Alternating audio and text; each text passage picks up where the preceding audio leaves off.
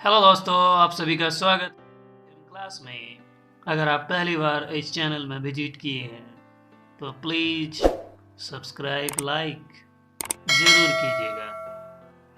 देखिए, हम लोग पिछले 3 क्लास से बिहार, यूपी, झारखंड या अदर्स जो भी स्टेट है जो हिंदी मीडियम से पढ़ा है, वो जब इंग्लिश मीडियम लेता है साइंस में तो उसके केमिस्ट्री के टर्म हिंदी में पढ़ा हुआ होता है, फिजिक्स के टर्म हिंदी में पढ़ा हुआ होता है, मैथ का टर्म हिंदी में पढ़ा हुआ होता है, और वो इंग्लिश में जानते हुए भी उस टर्म को नहीं समझ पाता है। इसी के लिए हम लोग जो सीरीज चलाते हैं, पिछले 3 क्लास तक हम लोग इन चीज़ को पढ़े थे, कुछ केमिस्ट्री के साइंस टर्म को हम लोग इंग्लिश में जाने थे। आज हम लोग फिजिक्स के कुछ टर्म को जानेंगे जिससे आपके लिए आसानी हो जाएगी ताकि आप फिजिक्स के टर्म को आप समझ सकें। तो चलिए हम लोग पढ़ते हैं, 10 ही टर्म को जानते हैं, फिर आगे 10 टर्म को जानेंगे। तो देखिए, हम लोग विद्युत पढ़े थे जिसे इलेक्ट्रिक कहा जाता है इंग्लिश में। हम लोग विद्युत धारा पढ़े थे, उसे इंग्लिश में इलेक्ट्रिक करंट कहते हैं। हम लोग विभव पढ़े थे जिसे हम लोग पोटेंशियल कहते हैं।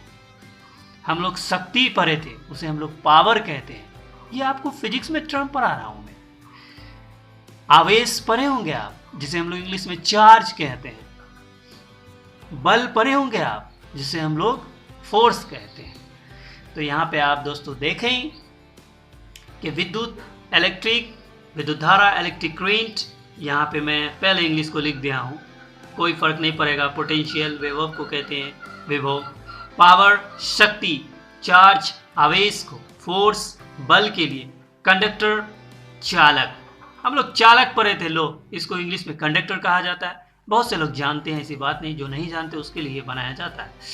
रोधक इंसुलेटर को कहा जाता है। मुक्त हम लोग बहुत बार पढ़े हैं, जिसे हम लोग कहते हैं फ्री।